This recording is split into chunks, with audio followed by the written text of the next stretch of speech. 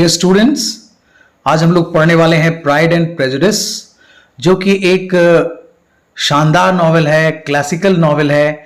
इसे novel of manners भी कहते हैं। इसे लिखा गया है जेन ऑस्टन के द्वारा और यह पब्लिश हुआ है 1813 में। और ये जो नॉवेल है वो बहुत ही इंटरेस्टिंग है। ये जो नॉवेल है वो सेट किया गया है एक रूरल इंग्लैंड में during the early 19th century. 19वीं शताब्दी की शुरुआत में इस कहानी को आप देखेंगे, इस नॉवेल को देखेंगे। और ये नॉवेल है this explores themes of love, marriage, social class and personal growth. यहां आप देखेंगे कि इसमें जो थीम दिखाया गया है वो प्यार का है, शादी की बात होती है, सामाजिक जो क्लास है, वर्ग है, उसको दिखाया गया है। पर्सनल ग्रोथ, एक पर्सनल ग्रोथ कैसे होता है कैरेक्टर का, वो दिखाया गया है।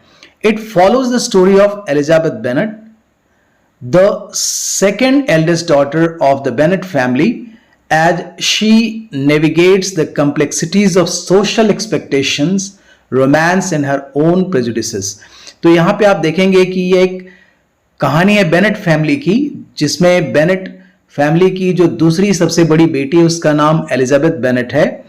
और वह पूरे परिवार को कैसे नेविगेट करती है, कॉम्प्लेक्सिटीज को कैसे दिखाया गया है कि सोसाइटल एक्सपेक्टेशंस क्या क्या है लोगों के, रोमांस कैसे हुआ है और उसके अपने प्रेजुडिसेस क्या हैं।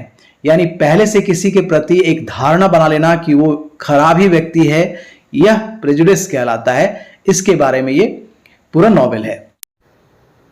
The novel opens with the famous line, it is a truth universally acknowledged that a single man in possession of a good fortune must be in want of a wife। यानी अगर कोई व्यक्ति अमीर है तो यह शाश्वत सत्य है कि अगर उसके पास धन दौलत है तो इसे माना गया है, यह सत्य माना गया है कि अगर कोई व्यक्ति बहुत अमीर है, उसके पास सब कुछ है, तो उसे एक अच्छी पत्नी की आवश्यकता अवश्य पड़ती है। This sentence immediately sets the tone and introduces as one of the central themes of the novel.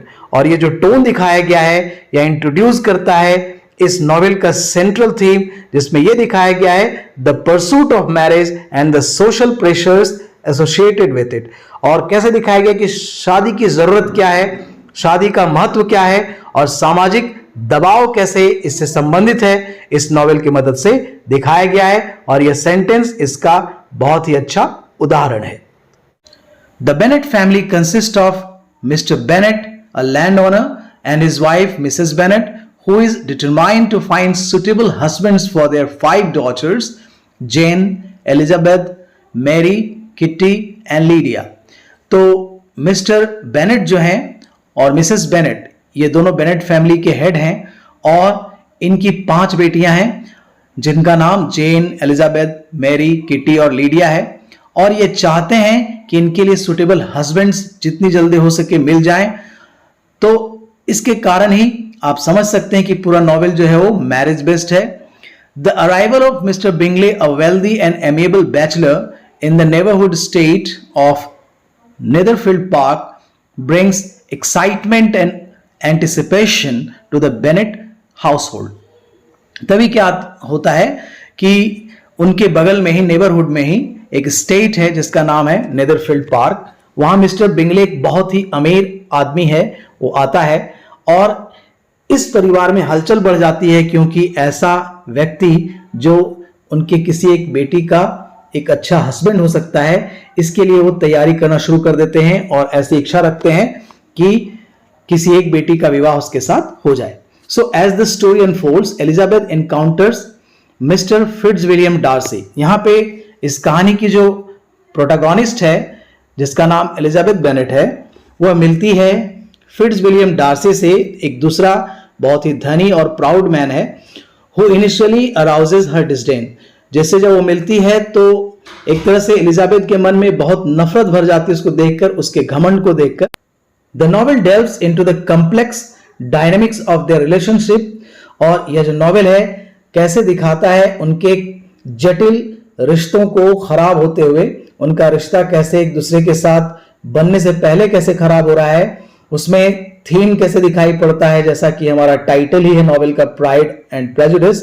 तो किस तरह से घमंड उनके आड़े आता है, कैसे एलिजाबेथ के मन में पहले से यह धारणा बनी है कि डार्सी एक खराब आदमी ही है, मिसअंडरस्टैंडिंग्स कैसे क्रिएट होते हैं, और पर्सनल ग्रोथ फिर उसका कैसे होता है, कैसे फिर वो इन सारी चीजों से उभरते हैं, ये दिखाया गया है through Austen's insightful and satirical commentary. जैसा कि ऑस्टिन ने यहां अपना कमेंट प्रस्तुत किया है इसमें, प्राइड एंड प्रेजुडिस में, एक तरह से ऑफर करता है एक आलोचना को, एक सामाजिक नॉर्म्स और लोगों के जो एक्सपेक्टेशंस होते हैं उस समय के 19th सेंचुरी के दौरान, particularly regarding marriage and social class, जैसे लोगों की चाहत होती है, उनकी इच्छा होती है, उसके अनुसार जो सोच दिखाया गया है नॉवेल बहुत अच्छे तरीके से पोर्ट्रे करता है। And the novel portrays the lives and interactions of various characters from different social strata, highlighting the challenges and hypocrisies of the rigid class system. और इस नॉवेल में आप देखेंगे कि ऐसे सारे कैरेक्टर्स दिखाए गए हैं जो विभिन्न सामाजिक स्तर से हैं, और उनको हाईलाइट किया गया है कैसे कैसे चैलेंजेस वहां आते हैं, और कैसे कैसे हिपोक्रेसीज भी हैं, दिखावा भी है, कैसे षड्यंत्र भी है, ये सारी चीजें इसमें दिखाई पड़ता है। और समाज में जैसे रिजिड क्लास जो सिस्टम होता है, लोगों में जो एक तरह से कट्टरता होती है, वो सारी चीजें दिखाई पड़ती है। जो नियम कानून, बहुत बंधे हुए नियम कानून हैं, वो कैसी चीजें हैं, वो सारी चीजें दिखाई पड़ती हैं। So Pride and Prejudice is renowned for its memorable characters, witty dialogue and astute observation of human nature. ये जो प्राइड एंड प्रेजुडिस है वो बहुत ही प्रसिद्ध है मेमोरेबल कैरेक्टर्स के लिए, विट्टी डायलॉग्स के लिए, साथ साथ इसमें जो ऑब्जर्वेशन आप देखेंगे ह्यूमन नेचर का, इसके लिए। It has become one of the most beloved and enduring works of English literature. English literature में बहुत ही जाना माना और बहुत ही फेमस वर्क रहा है ये, captivating readers with its timeless themes and engaging story telling. और इसमें आप देखेंगे इसका जो थीम है वो टाइमलेस है, यानी यह सिर्फ 19th सेंचुरी में लागू नहीं होता है, हर समय यह लागू होता है। और इसकी जो स्टोरी टेलिंग है वो कैसे हम लोगों को बांध कर रखती है, ये बहुत अच्छे तरीके से इसको दिखाया गया है। अब हम बात करते हैं कि इसकी स्टोरी क्या है। मिस्टर बेनेट जो है वो ओनर हैं लॉन्गबर्न स्टेट के, जो कि हर्टफोर्डशायर में है, और उनकी 5 बेटियां हैं। लेकिन उनकी प्रॉपर्टी जो है वो इंटेल्ड है, यानी उसके लिए एक वसीयत बनी हुई है, and can only be pass to a male heir, यानी जो मेल हेयर होगा, यानी उत्तराधिकारी जो होगा वो कोई मेल होगा, तभी उसको संपत्ति मिलेगी इस स्टेट की। तो उनकी जो पत्नी है, his wife also lakhs N inheritance, उनकी पत्नी के पास भी कुछ इनहेरिटेंस ऐसा नहीं है। So his family faces becoming poor upon his death, अगर वो मर जाएंगे इनका परिवार बहुत गरीब हो जाएगा। इसलिए thus it is imperative that at least one of the daughters marry well to support the others, which is a motivation that drives the plot। इस कहानी का जो प्लॉट है वो उसका मुख्य थीम यही है कि अगर किसी एक बेटी की भी शादी एक अच्छे खानदान में अमीर लड़के से हो जाती है तो बाकी बहनें भी ठीक ठीक तरीके से रह लेंगी और उनकी जिंदगी अच्छे तरीके से चलेगी। तो बेनेट फैमिली जो है वो लॉन्गबर्न स्टेट में रहती है, जो कि एक विलेज है, मैरीटॉन, हर्टफोर्डशायर में, इंग्लैंड में, वहां पर सिचुएटेड है। Mrs Bennet's greatest desire is to marry off her 5 daughters, वो अपनी 5 बेटियों की शादी करना चाहती हैं, टू सिक्योर देयर फ्यूचर्स, ताकि उनका भविष्य जो है वो सिक्योर हो जाए। तभी क्या होता है, the arrival of Mister Bingley, वहां एक रिच बैचलर का आगमन होता है जो कि नेबरहुड में नेदरफील्ड स्टेट में आता है। गिव्स हर होप, उनको एक आशा होती है, that one of her daughters might contract an advantageous marriage, उसको लगता है कि अब एक बेटी की शादी उसकी हो जाएगी उनके साथ, because it is a truth universally acknowledged that a single man in a position of a good Fortune must be in want of a wife, क्योंकि इन लोगों का मानना है कि अगर कोई आदमी बहुत अमीर है तो अगर उसके पास सब कुछ है तो उसे एक अच्छी पत्नी की भी आवश्यकता अवश्य होती है, इसलिए बहुत अच्छा संयोग बन सकता है और उनकी एक बेटी जो है उसका विवाह उसके साथ हो सकता है। So at a ball the family is introduced to the Netherfield party, including Mr. Bingley, his 2 sisters, and Mr. Darcy, his dearest friend। तो नीदरफील्ड पार्क में एक जो पार्टी होती है उसमें मिस्टर बिंगले हैं, उनकी 2 बहनें हैं और मिस्टर डार्सी जो है, फिट्जविलियम डार्सी, जो कि उनका सबसे प्यारा दोस्त है, सबकी भेंट होती है। Mister Bingley's friendly and cheerful manner earns him popularity among the guests. Mister Bingley बहुत ही सॉफ्ट स्पोकन है, बहुत ही पॉपुलर हैं उनके चीयरफुल मैनर के कारण। ही अपीयर्स इंटरेस्टेड इन जेन, और उनका इंटरेस्ट जेन में, जो कि सबसे बड़ी बेटी है, द एल्डेस्ट बेनेट डॉटर है, उसके साथ उनका एक तरह से इंटरेस्ट जगता है। Mister Darcy, reputed to be twice as wealthy as Mister Bingley, is haughty and aloof, causing a decided dislike of him.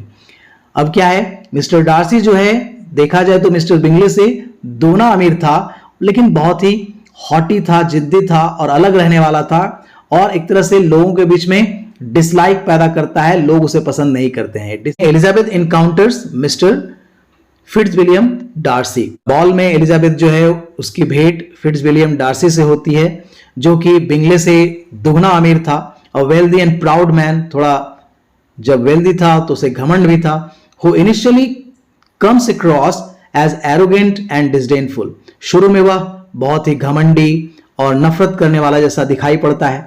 This leads to an immediate dislike between them.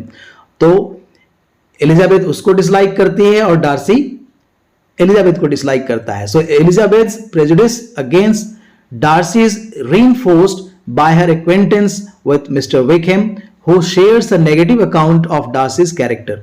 दूसरी तरफ मिस्टर विकहम जो है वो Elizabeth को एक तरह से prejudiced कर देता है, उसे एक तरह से शक डाल देता है उसके मन में, बता देता है डार्सी के बारे में नेगेटिव अकाउंट बताकर, कुछ घटनाएं बताकर कि डार्सी एक अच्छा आदमी नहीं है, जिसके कारण एलिजाबेथ के मन में और भी खराब विचार आते हैं डार्सी के बारे में। एज द स्टोरी प्रोग्रेसेस, जैसे जैसे कहानी आगे बढ़ती है, misunderstandings and miscommunications complicate the relationship between characters. आप देखेंगे कि जो रिलेशनशिप कैरेक्टर्स के बीच में है वो और भी कॉम्प्लिकेटेड होता जाता है। मिस्टर बिंगले जो है, mister Bingley suddenly leaves Netherfield Park, leaving Jane heartbroken and Elizabeth angry at the perceived slight। अब क्या होता है, मिस्टर बिंगले जो है सडनली नीदरफील्ड पार्क को छोड़ देते हैं और जेन जो है हार्ट ब्रोकन रह जाती है, क्योंकि उसकी शादी, उसका एंगेजमेंट उसके साथ हो चुका था और शादी होने वाली थी। लेकिन एलिजाबेथ बहुत एंग्री हो जाती है इस घटना को देखकर। Meanwhile Darcy finds himself increasingly drawn to Elizabeth despite his initial reservations. अब क्या होता है कि डार्सी ना चाहते हुए भी एलिजाबेथ के विट्टी और फ्रैंकनेस के कारण, विट्टी होने के कारण, उसके बुद्धि के कारण, उसके फ्रैंकनेस के कारण उसकी तरफ खिंचा चला जाता है। So a series of events including a scandal involving Elizabeth's youngest sister Lydia and mister Wickham brings Darcy back into Elizabeth's life. अब घटनाएं आगे बढ़ती जाती है, जिसमें एक स्कैंडल जो है, जिसमें लीडिया को भगा कर ले जाना चाहता है मिस्टर विकहम। ये सारी बातें एक तरह से एलिजाबेथ और डार्सी को करीब ले आते हैं। So through a series of introspective moments and heartfelt conversations, Elizabeth begins to re-evaluate her initial judgment of Darcy and discovers his true character, which is far different from what she had assumed। अब क्या होता है, जब Elizabeth इन सारी चीजों को देखती है, सारे सीरीज ऑफ जो इवेंट्स है, मोमेंट्स को देखती है, और किस प्रकार डार्सी जो है एलिजाबेथ और एलिजाबेथ की फैमिली को मदद करता है, इसके कारण वह फिर से रीइवैल्यूएट करती है डार्सी के कैरेक्टर को, और वह पाती है कि वह बिल्कुल अलग है जैसा कि उसने सोचा था। उसके बारे में जो कुछ भी सोचा था वो गलत है। So in the end Elizabeth and Darcy overcome their pride and prejudice and declare their love for each other. और अंत में एलिजाबेथ और डार्सी जो हैं वो अपने प्राइड और प्रेजुडिस को ओवरकम करते हैं, दोनों को त्यागते हैं एक तरह से, और दोनों एक दूसरे से प्यार कर बैठते हैं। The novel concludes with several other characters finding their own happiness in marriage, as the story highlights the importance of understanding, self-reflection and the pursuit of genuine love। कहानी जो है यह दिखाती है कि कैसे आपस में अंडरस्टैंडिंग अच्छी होनी चाहिए और इसका क्या महत्व है। सेल्फ रिफ्लेक्शन को दिखाता है and the pursuit of genuine love, और जरूरत कितनी होती है एक जेन्युइन लव की, एक सच्चे प्रेम की, यह दिखाता है। Pride and Prejudice is celebrated for its vivid characters, sharp social commentary, and Austen's skillful portrayal of the society and manners of the time. Pride and prejudice जो है एक तरह से बहुत ही जाना माना जाता है इसके बहुत ही क्लियर कट कैरेक्टर्स के लिए, शार्प सोशल कमेंट्री जो सामाजिक कमेंट्री होती है, जो घटनाएं होती हैं, ऑस्टिन की skillful portrayal of the society जो समाज का दृश्य उसने दिखाया है, सामाजिक लोगों की सोच को दिखाया है, उस जमाने का जो मैनर था उसको दिखाया है। इस कारण से बहुत ही ज्यादा सेलिब्रेटेड नॉवेल माना जाता है, बहुत ही पॉपुलर नॉवेल माना जाता है। It remains one of the most believed and influential novels in English literature. यह इंग्लिश लिटरेचर का बहुत ही जाना माना, प्यारा सा, बहुत प्रभावशाली नॉवेल माना जाता है इंग्लिश लिटरेचर का। Showcasing Austen's wit and insight into human relationship and societal norms, और जिसमें आप देखेंगे कि किस प्रकार ऑस्टिन ने अपनी बुद्धि का प्रयोग करके, इंसाइट का प्रयोग करके ह्यूमन रिलेशनशिप को कितने अच्छे तरीके से दिखाया है, सामाजिक नॉर्म्स को कैसे दिखाया है। इन सारी चीजों की एक समग्र प्रस्तुति आप देखेंगे, एक मिला जुला हुआ, एक बहुत ही अच्छे तरीके से तैयार किया हुआ एक नॉवेल मिलेगा। इसके कारण यह बहुत ही पॉपुलर रहा है। सो डियर स्टूडेंट्स, इस तरीके से आप इस नॉवेल को बहुत अच्छे तरीके से समझ सकते हैं। So thanks for watching the video. Like, share and subscribe the channel. Keep watching. Thanks to all. Bye-bye.